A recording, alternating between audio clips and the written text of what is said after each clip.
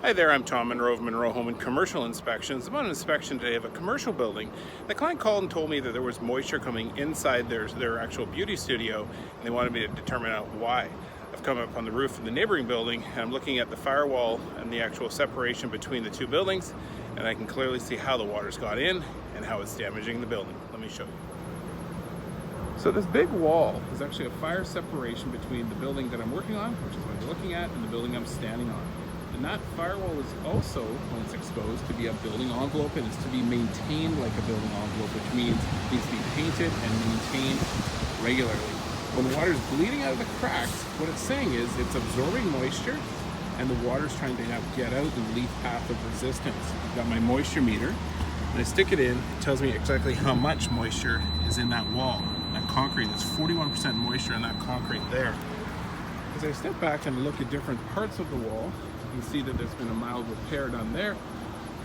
Here, take a spot here, look for moisture right in that crack, 43%. As I go down the wall, I see other locations where there's cracks that run right down through the mortar bricks themselves. So there's that much moisture, and then they've actually weakened the brick and cracked the brick. So I'm going to be suggesting to this client that they have a structural engineer look at this. There's quite a considerable area where there's moss now growing, and 53% moisture there. And this horizontal part, 34. But as I go down the building, I want to show you why the moisture is leaking in. How? It's a commercial building.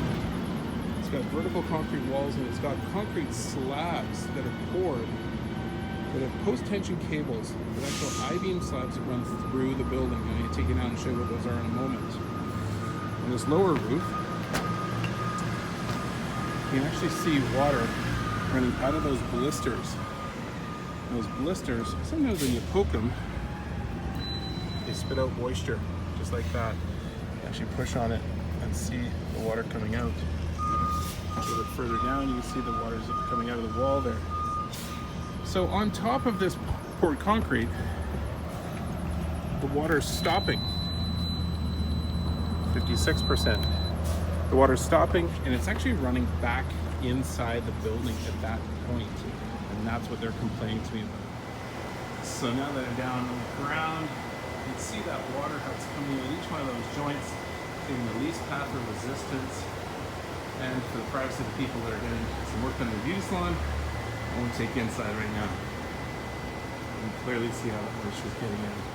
So this client has actually had numerous contractors come and look and try and figure out why the moisture has come inside this building. It's because I inspect homes and buildings all the time that I understand how moisture affects a building and a building envelope, and understand how it can get inside of a building. If you know anyone purchasing a building in the Greater Vancouver area, pass along my contact information. I'm Tom Monroe of Monroe Home Inspections. With MHI, it's certified.